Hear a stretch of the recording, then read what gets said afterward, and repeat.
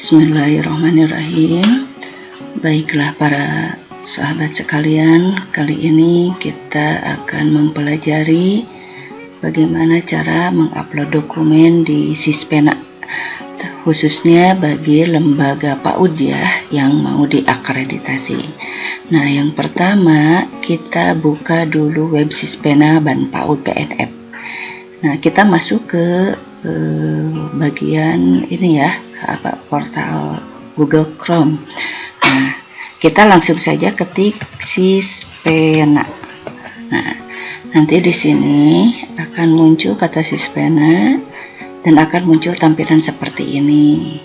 Nah, Bapak Ibu silahkan klik yang bagian Ban PAUD PNF Kemdikbud.go.id ya, Sispena Ban PAUD dan PNF. Kita klik. Nah, nanti ini akan tampil seperti ini. Nah, biasanya ini masuk dengan menggunakan NPSN lembaga. Nah, kita ketikkan NPSN kita, NPSN lembaga. Ini hanya sebagai contoh saja, misalkan ya.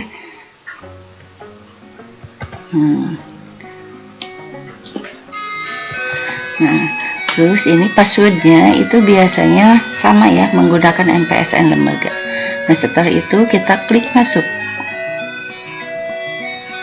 Nah, di sini akan tampilan pertamanya itu ada profil lembaga. Nah, ini ada dashboard, ada sertifikat, input PPA, dan logout. Nah, kita klik ke input PPA. Nah, ini hanya sebagai salah satu ya, kita dijadikan lembaga yang dijadikan contoh. Nah, di sini ada berbagai persyaratan sebelum kita melengkapi persyaratan PPA. Nah, di sini ada 5 jenis persyaratan. Kita buka dulu butir ke-1. Nah, di sini ada syarat umum, ada surat permohonan akreditasi. Nah, jadi yang pertama, Bapak Ibu silahkan unggah file surat permohonan akreditasi. Jadi sebelumnya kepala sekolah membuat surat permohonan akreditasi, tentunya ditandatangani dan distempel, lalu nanti di-scan. Nah, kita contohkan kita akan unggah file ya. Nah, misalkan di sini, nah, ada permohonan akreditasi, kita klik. Nah, jangan lupa ini file yang diupload di Sispena itu berupa PDF ya, berupa PDF. Kita open. Nah, nanti tampilannya akan berubah seperti ini. Nah, jadi di sini akan ada tanda seperti mata. Nah, ini tandanya bahwa dokumen yang Bapak Ibu unggah di Sispena sudah masuk. Nah, kita buktikan ya. Kita diklik yang kayak tanda matanya. Nah, di sini akan tampilan seperti ini bahwa dokumen yang kita upload sudah ada. Nah, ini surat permohonan akreditasi. Selanjutnya, ini kan tadinya warna biru ya. Nah, itu akan berubah jadi warna hijau. Ini tandanya bahwa dokumen Bapak Ibu sudah terisi. Jadi butir 1 itu sudah ada dokumennya. Nah, kita klik yang nomor 2. Nah, di sini ada surat izin operasional. Ya, tentunya tiap lembaga punya ya surat izin operasional. Tinggal di-scan, nanti kita unggah. Nah, ini ada kata setuju untuk melakukan pemutakhiran surat izin operasional di Dapodik sebelum waktu penetapan akreditasi. Kita centang, kita unggah file. Ya, misalkan ada di sini izin operasional, contohnya ini udah ada. Nah, ini akan berubah tampil seperti ini. Persis sama seperti yang di butir pertama. Selanjutnya kita akan ke butir ketiga. Nah, ini bisa langsung ke sini, klik yang selanjutnya, atau bisa langsung kita klik butirnya. Di sini ada jumlah peserta didik. Nah, minimal itu jumlah peserta didiknya 10 anak pada tahun ajaran terakhir. Nah, ini diusahakan dokumen yang diupload adalah jumlah peserta didik di lembaga Bapak Ibu yang sesuai dengan Dapodik gitu ya. Nah, kita unggah file, contoh di sini ada peserta didik. Kita klik open. Kita tunggu dan ini sudah ada ya. Nah, ini berarti sudah terupload. Selanjutnya misalkan mau ke butir 4, mau klik ini boleh. Nah, jadi otomatis ke persyaratan butir 4. Nah, ini masuk ke syarat khusus ya. Di sini ada sertifikat kompetensi pendidik. Nah, silahkan Bapak Ibu upload atau unggah file yang berisi tentang sertifikat-sertifikat yang dimiliki oleh guru atau kepala sekolah ya. Mau sertifikat profesi atau sertifikat pelatihan-pelatihan, itu mangga silahkan. Nah, ini sebagai contoh saja. Di sini ada sertifikat guru dan KS, kita upload dan ini sudah berubah, berarti sudah masuk. Yang terakhir yang menjadi persyaratan khususnya yaitu terkait KTSP. Nah, ini diusahakan Bapak Ibu KTSP yang diunggah adalah KTSP tahun pelajaran terakhir ya, KTSP. Nah, tentu ya tiap lembaga memiliki KTSP masing-masing. Kita contoh, kita upload KTSP. Nah, ini sudah sudah berubah. Nah, jadi di sini jadi berubah, yang tadinya warna biru sudah berwarna hijau. Berarti ini butir 1, 2, 3, 4, 5 sudah masuk. Persyaratan umum dan khususnya sudah terupload. Nah, otomatis butir-butir PPA-nya mulai dari standar 1, 2, 3, 4, 5, 6, 7, 8 itu terbuka dengan tersendirinya. Nah, jika Bapak Ibu ada salah satu dari 5 persyaratan ini yang belum terupload, itu PPA-nya tidak akan terbuka. Nah, baiklah, sekarang kita mulai ke butir-butir PPA ya. Mulai dari standar 1. Di sini kan ada 8 standar. Nah, standar 1 kita klik yang butir 1. Nah, di sini akan ada tampilan seperti ini. Standar tingkat pencapaian perkembangan anak. Di sini ada butir 1.1 deteksi pertumbuhan anak. Nah, silahkan Bapak Ibu lihat tampilan atau data-data yang ada di sini. Apakah data-data ini ada di lembaga Bapak Ibu? Misalkan di sini nih ada data berat badan anak menurut usia. Nah, jika misalkan ada data ini di lembaganya, maka kita klik di sini, dikasih centangan sampai menunggu tampilan menyimpan jawaban. Nah, setelah kita klik nanti otomatis akan muncul unggah file. Nah, Bapak Ibu silahkan unggah file, diklik, terus nanti kita cari file mengenai data berat badan menurut usia. Selanjutnya tinggi badan menurut usia, misalkan ini juga ada nih. Nah, kita checklist, kita tunggu.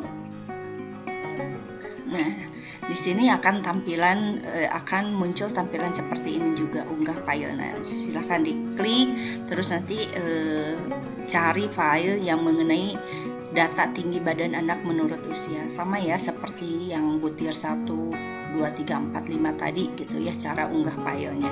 Begitu juga selanjutnya mengenai berat badan menurut tinggi badan dan ukuran lingkar kepala anak. Di sini jangan lupa ya Bapak Ibu, untuk mengisi data berat badan menurut usia tidak hanya mengenai besar ukurannya saja, tetapi harus dianalisis. Nah, di sini kan ada di deskripsi data berat badan menurut usia. Nah, nanti kan ada istilahnya kolom yang berisi tentang keterangan atau hasil analisis. Nah, ketika berat badan anak mencapai sekian kilogram di usia sekian tahun, nah itu kira-kira masuk ke kategori apa? Apakah di sini sangat kurang atau normal atau risiko berat badan lebih. Nah, jadi silakan Bapak Ibu nanti hasil analisisnya seperti ini diisi ya, sesuai data anak yang diperoleh. Terus di data tinggi badan menurut usia, hasil analisisnya ada di sini nih, berarti sangat pendek, normal dan tinggi. Terus mengenai berat badan menurut tinggi badan, nah keterangannya diisi seperti ini yang ada dalam kolom ini. Apakah gizi termasuk gizi buruk, gizi kurang, gizi baik, beresiko gizi lebih atau obesitas. Nah, lingkar kepala juga seperti ini keterangannya diisi ya. Nah, itu menunjukkan hasil analisis mengenai data ukuran deteksi pertumbuhan anak. Nah, kalau misalkan nih berat badan menurut tinggi badan, misalkan di lembaga ibu nggak ada, kita biarkan aja gitu ya. Jadi jangan dikasih centangan. Jadi yang dikasih centangan itu berarti dokumen nanti yang harus Bapak Ibu unggah gitu ya. Tetapi sebaiknya lebih baik itu semua data yang ada di Sispena ini ada ya dokumennya gitu ya. Selanjutnya itu masih di standar 1 ada butir nomor 2. Kita klik. Nah, nanti ini akan berubah ya kalau misalkan sudah diisi. Ini hanya sebagai tutorial saja. Nah, ada deteksi perkembangan anak. Kalau tadi deteksi pertumbuhan anak, sekarang deteksi perkembangan anak. Nah, di sini ibu boleh mengupload dokumen mengenai data perkembangan anak, baik itu melalui KMS, artinya kartu menuju sehat, atau kuesioner pra-screening perkembangan, itu bisa ya kita unggah file di sini. Bisa salah satunya gitu, atau misalkan ada nih semuanya boleh. Jadi tetapi di sini di satu file kan, karena di sini unggah filenya cuma satu ya. Nah, berarti misalkan KMS ada, KPS kuesioner pra-screening perkembangannya ada, nah boleh disatukan dijadikan satu file. Selanjutnya kita ke standar 2. Jadi cukup ya standar 1 itu cuma 2 butir. Kita ke standar 2 nih, ada butir pertama mengenai kurikulum tingkat satuan pendidikan atau KTSP. Tentu nih tiap lembaga juga pasti punya. Nah, di sini kalau tadi kan di persyaratan KTSP secara utuh gitu ya, secara kesemuanya, mulai dari cover sampai bagian terakhirnya. Nah, kalau di sini KTSP, di sini kan ada muatan atau materi pembelajaran. Nah, silahkan itu lembaran-lembaran muatan materi pembelajaran yang ada di KTSP Bapak Ibu di scan gitu ya, dijadikan sebuah PDF. Nah, adapun muatan materi pembelajarannya adalah muatan atau materi pembelajaran yang dikembangkan oleh lembaga sendiri gitu ya. Yang kedua itu metode pembelajaran. Nah, ada nggak di KTSP metode pembelajaran? Nah, metode pembelajaran ini jangan lupa ini merupakan metode pembelajaran yang diterapkan di lembaganya masing-masing. Jadi harus sesuai ya antara muatan materi metode yang kita unggah di sini itu harus sesuai dengan apa yang dilakukan di lembaga masing-masing. Selanjutnya di sini ada lembar pengesahan. Jadi nanti kita tinggal klik saja ya. Kalau misalkan ini ada, nanti tampilannya akan muncul unggah file. Itu sama semuanya. Ini juga sama, lembar pengesahannya juga sama. Nah, lembar pengesahan itu lembar pengesahan yang biasanya ada di KTSP. Itu jangan lupa harus ada tanda tangan gitu, minimal dari pimpinan lembaga. Kalau misalkan TK itu bisa diketahui oleh pengawas TK-nya atau ketua yayasannya. Kalau misalkan yang non formal itu oleh penilik, itu bisa ya supaya lebih lengkap. Jadi tidak berupa lembar pengesahan kosong, jadi harus ditandatangani. Nah, itu di butir 2.1. Selanjutnya butir 2.2, acuan kurikulum tingkat satuan pendidikan. Nah, ini ada standar nasional. Nah, kalau PAUD kan yang lebih umum itu ada Permendikbud nomor 146 dan 137. Nah, itu disatukan dijadikan sebuah satu file. Nanti kita upload di sini di standar nasional. Terus campuran standar nasional dengan internasional, kalau misalkan ada yang menjadi acuan kurikulum kita itu artinya standar internasional itu boleh. Nanti bukti fisiknya seperti apa. Campuran nasional dan lokal, kalau misalkan kita di Jawa Barat itu kan ada Sunda, itu ada istilahnya SK Gubernur kalau nggak salah ya. Nah, itu bisa gitu. Kalau memang itu digunakan di kita. Kalau misalkan muatan lokalnya tidak ada nih di lembaga kita, itu jangan diupload, jangan dicentang. Nah, karena ini harus bisa dipertanggungjawabkan, harus sesuai dengan apa yang sudah kita lakukan di lembaganya. Selanjutnya butir 2.3. Nah, butir 2.3 masih standar isi. Nah, ini terkoneksi dengan Dapodik ya. Ini terkoneksi dengan Dapodik, nanti itu akan muncul jumlah anaknya berapa, yang usia 3-4 tahun, yang usia 5-6 tahun berapa anak. Nah, nanti ada apa istilahnya, ada unggah file di sini. Nah, silahkan nanti unggah file. Misalkan ini ada kelompok A-nya, ada kelompok B-nya, tinggal klik. Kalau ini nah ini ya.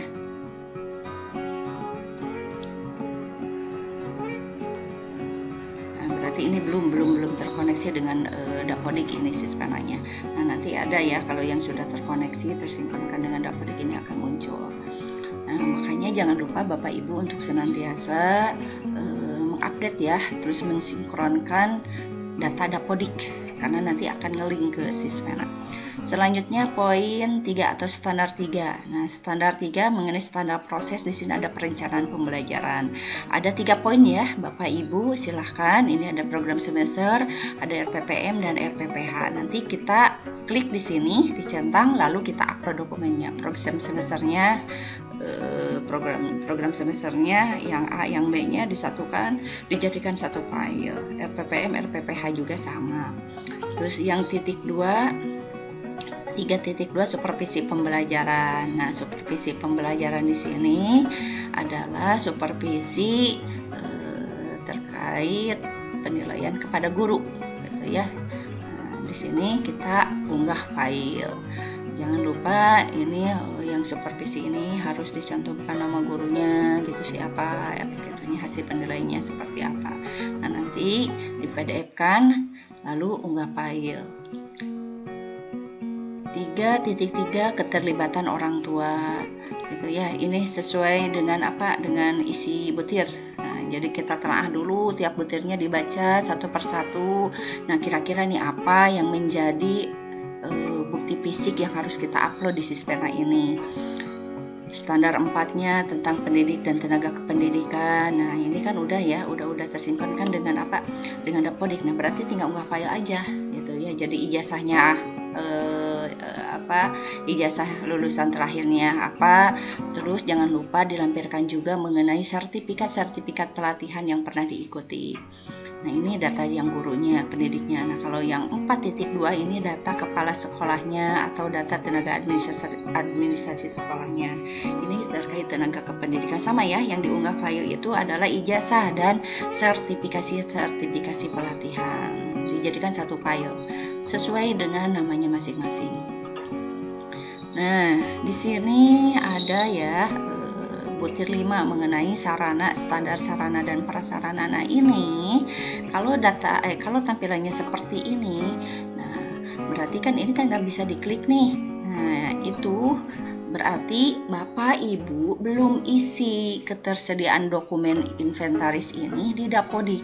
Nah, nanti kita bisa tanya-tanya ke operator dinas bagaimana cara memasukkan data ini, karena besar kemungkinan nih sarana prasarana seperti ini pastilah gitu ya di tiap lembaga ada. Nah, tinggal kita input di Dapodiknya, lalu kita sinkronkan. Nah, nanti otomatis ke Sispenanya akan masuk. Ini memang banyak sekali ya di poin di standar 5.1 ini yang belum tersinkronkan dengan Dapodik, karena memang Bapak Ibu belum menginput data ini di Dapodik. Nah, bisa ya tanya-tanya ke operator dinasnya bagaimana cara menginput data sarana prasarana ini. Nanti kalau misalkan udah terkoneksi dengan Dapodik, nanti akan muncul ini kotak-kotak ini seperti yang sebelumnya, tinggal klik gitu. Lalu nanti foto dokumennya seperti apa, gitu. Unggah filenya seperti apa. Kita lanjut ke 5.2. Di sini ada sama juga ini mengenai sarana prasarana itu terkoneksi dengan Dapodik sarana umum. Nah, ini harus diisi, berarti Bapak Ibu belum diisi di Dapodiknya. Kalau sudah diisi terus sinkron, otomatis nanti akan ngelink ke Sispena ini. Selanjutnya 5.3. 5.3 ini terkait dengan informasi luas lahan yang digunakan. Nah, misalkan berapa besaran atau luas lahan yang digunakan di lembaga ibu Bapak masing-masing. Misalkan, nah ini sebenarnya juga sesuai dengan data di Dapodik, makanya ini tidak bisa dicentang sendiri. Nah ini misalkan CGO berarti ada luasnya kurang dari 100 meter persegi. Unggah filenya, bukti fisiknya, bisa berupa sertifikat gitu ya, atau bisa berupa surat keterangan yang menunjukkan luas lahan bangunan yang digunakan. Selanjutnya 5.2 ya, mengenai prasarana ini status. Kalau tadi luas, sekarang status lahannya bagaimana? Apakah milik sendiri? Milik sendiri itu bisa hibah, bisa hasil wakaf gitu, atau memang sewa, atau memang pinjam pakai. Nah itu sesuai dengan keadaan status lahan lembaga Bapak Ibu ya. Nah, nanti kita unggah file bagaimana apa ya bukti fisiknya. Kalau misalkan sewa pinjam berarti ada surat keterangan di atas materai, bisa itu lebih akurat gitu ya, ditandatangani. Kalau hibah wakaf kan itu memang sudah ada surat keterangan tersendiri gitu. Nah selanjutnya di standar 5 butir 5, nah ini terkait data prasarana, ada bangunan, ada ruang-ruang kelas. Nah ini silakan gitu ya, kita persiapkan foto bangunannya secara keseluruhan, terus kita PDF-kan, terus foto setiap ruangan yang ada di lembaga tersebut di satu file kan, lalu kita PDF-kan, nanti kita unggah file di tiap-tiap butir ini. Selanjutnya ke standar 6. Standar 6 itu standar pengelolaan. Ya, di sini ada centangan 3 poin, visi, misi, dan tujuan satuan pendidikan. Kita checklist. Kalau misalkan ini visi, misi, dan tujuan itu kan tentu pasti ada. Ya, visi, misi, dan tujuan satuan pendidikan itu kan suka ada di papan yang suka dipasang di kantor. Nah kita bisa foto nih itu. Nah, terus di scan, di PDF kan, baru deh unggah file di sini. Itu bisa. Atau berupa istilahnya visi misi dan tujuan yang ada di KTSP, di foto, scan, PDF kan bisa. Yang kedua itu ada RKT, rencana kegiatan satuan pendidikan atau rencana kegiatan tahunan. Dalam 1 tahun kita upload di sini. Selanjutnya ada kalender pendidikan tahun berjalan, berarti kalau misalkan ibu masuk ke sismen tahun ini berarti tahun ajaran tahun pelajaran ini itu 2021-2022. Nah kalender pendidikan ini harus yang memuat kalender pendidikan buatan sendiri gitu, satuan pendidikan. Jadi bukan kalender pendidikan yang secara umum yang berasal dari dinas atau dari Kemendag, tapi yang disesuaikan dengan jadwal atau kalender pendidikan berdasarkan kegiatan-kegiatan yang diadakan di satuan pendidikan. Itu lebih bagus. Selanjutnya butir kedua terkait pengorganisasian. Nah, di sini kan ada struktur organisasi pendidikan.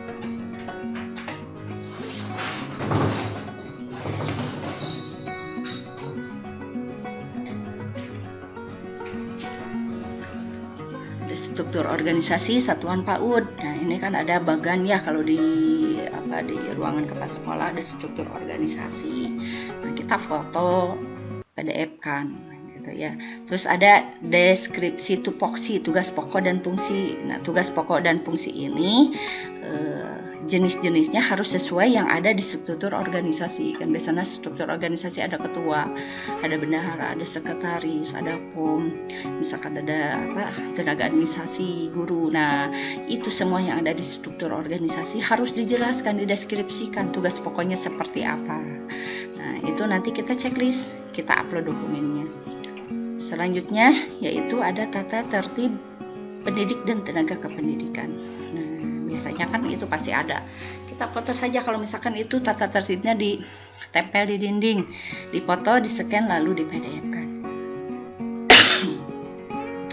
Nah, itu standar pengelolaan di butir kedua. Masih di standar pengelolaan butir ketiga mengenai pelaksanaan. Nah, ini terkait tentang SOP gitu ya, standar operasional prosedur gitu ya. Nah, ini ada penerimaan siswa, SOP-nya seperti apa gitu. pembelajaran, pengembangan kompetensi guru dan tenaga kependidikan, terkait pembiayaan, pelibatan orang tua. Nah, ini silakan dibuatkan SOP-nya dari tiap-tiap butir ini. Kalau misalkan memang di lembaga ada, nah nanti kita checklist satu persatu dan kita juga unggah file satu persatu. SOP penerimaan siswa, unggah SOP penerimaan siswa. SOP pembelajarannya seperti apa? Misalkan kita foto, scan, kita unggah di sini.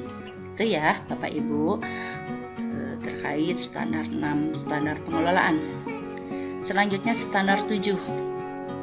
Standar 7 itu terkait pembiayaan. Nah, di sini Bapak Ibu silakan dimasukkan jumlah nominalnya dalam 1 tahun ini yang menjadi rencana anggaran biaya investasinya berapa, biaya operasionalnya berapa, biaya personalnya berapa. Nanti ini kita unggah file. Biasanya ini berupa RKAS, RKAS selama 1 tahun. Mau Excel, mau Word gitu, bisa di scan lalu di PDF-kan dan di sini bisa unggah file.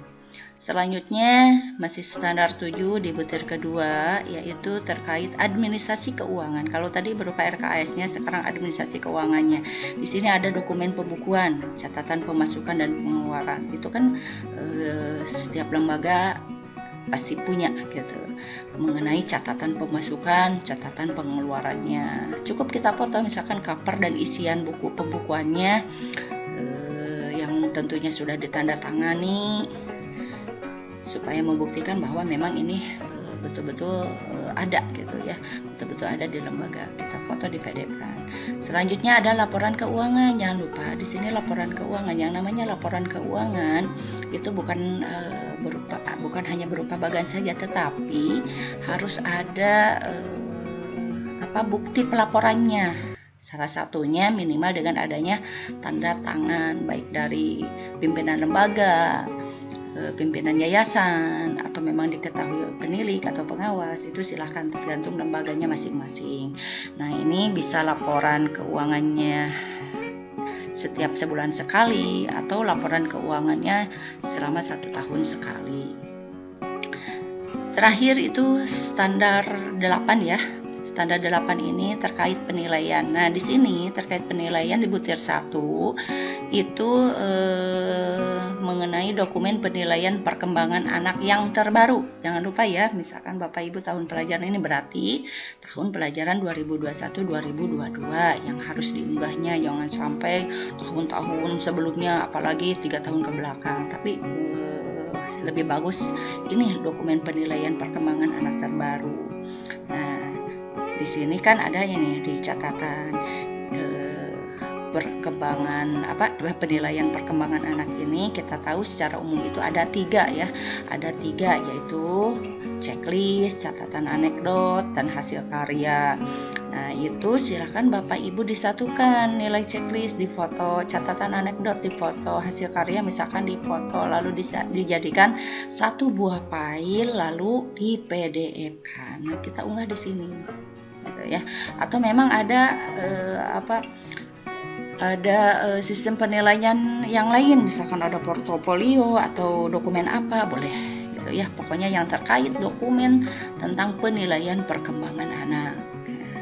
Selanjutnya yang terakhir di standar 8 ini di butir kedua ada laporan perkembangan anak. Nah, kalau biasa kan kita itu laporan perkembangannya berupa buku rapot ya, buku rapot yang diberikan setiap 1 semester sekali. Nah, kita unggah mulai dari cover, data anak, isi rapotnya seperti apa gitu ya, yang sudah jadi. Nah, nanti kita unggah file. Atau memang ada lembaga yang istilahnya memberikan laporan perkembangan anak ini dilakukan secara berkalanya setiap sebulan sekali atau tiap 2 bulan sekali gitu ya. Tetapi di sini ya dijelaskan dokumen hasil penilaian terbaru supaya perkembangan anak dilaporkan pada orang tua peserta didik secara berkala paling sedikitnya pada tiap semester gitu ya. Nah, itu Bapak Ibu terkait bagaimana cara kita mengunggah dokumen di Sispena gitu ya. Semoga tutorial ini sedikitnya bisa membantu Bapak Ibu terkait penguploadan dokumen, dan tentunya mohon maaf masih banyak kekurangannya, dan semoga rencana Bapak Ibu untuk lembaganya diakreditasi berjalan dengan lancar ya, dimudahkan oleh Allah Subhanahu wa taala. Sekian dari saya, semoga bermanfaat. Assalamualaikum warahmatullahi wabarakatuh.